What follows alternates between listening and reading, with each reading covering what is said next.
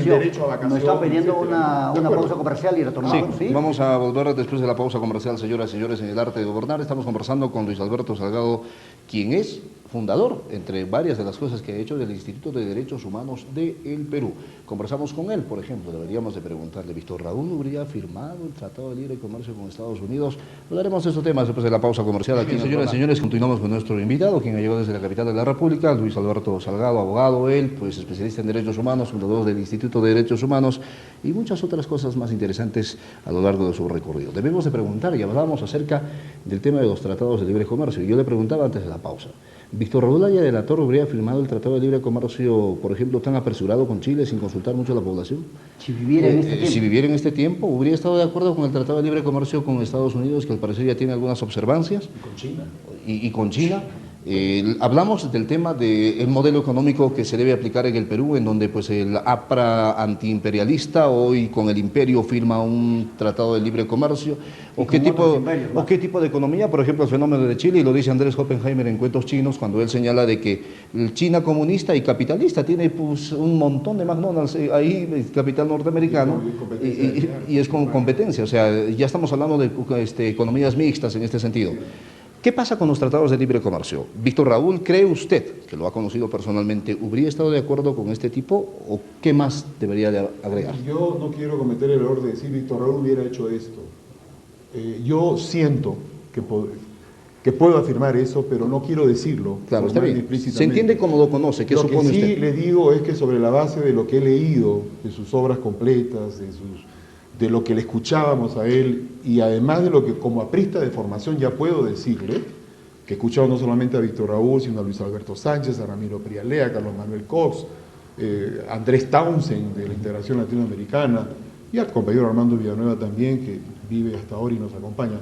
Lo que le digo es que hay conceptos centrales, que es el concepto de la simetría, vale decir, equilibrio.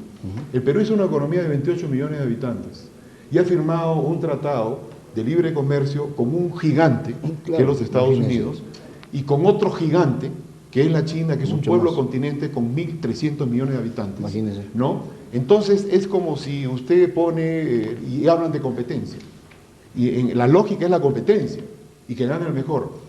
El problema está en que, primero, para nosotros como apristas, lo que tenemos que pensar es en términos de geopolítica e integración política y económica en América Latina. Y yo digo ahí, ¿dónde quedó esto? O sea, si ha tomado esa decisión el gobierno de mi compañero Alan García, por lo menos que nos diga dónde queda la integración política y económica de América Latina. Alianza Popular Revolucionaria Americana, y lo de americana y de lo popular y juntarse primero para hacer un solo bloque no ocurrió. Ese es un tema, ¿no? Entonces hay una situación de conflicto obviamente con la Venezuela de Hugo Chávez, que es un gobierno que cada mes se desbarranca, cada vez más por la dictadura y por el abuso y la prepotencia.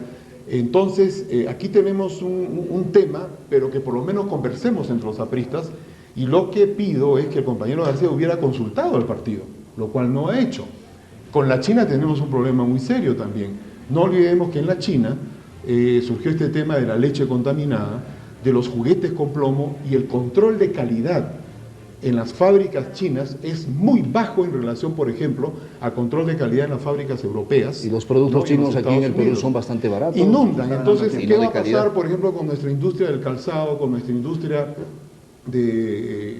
nuestra industria peruana? Textil. No, entonces, frente a un mercado inmenso, donde nosotros tenemos que, de alguna forma, proteger nuestra propia industria, que además incidimos en un modelo de exportación primaria. Wow. Esos son temas que tenemos que tratarlos y que obviamente no se puede tratar. Terminamos con esto. Sí. Si el APRA ya no es el APRA, ¿qué haces dentro del APRA y siendo candidato a la Secretaría General Nacional? No, es que el APRA histórica, el APRA de los militantes, el APRA de los 300, 400 o 500 mil compañeros, y la propuesta del APRA como doctrina, como filosofía en el siglo XXI, yo le agrego el tema de los derechos humanos. Y creo que el APRA es un partido, es el partido de los derechos humanos, en todo caso debe serlo, y creo que a partir del siglo XXI podemos reestructurar y fortalecer al partido. Gracias por tu presencia, vamos a difundir su libro y vamos a conversar con Muchas gracias por la invitación a ambos. Muy bien. Vamos entonces a una ligera pausa comercial y cuando retornemos, ¿a quién tenemos? Estamos con Marta Luz.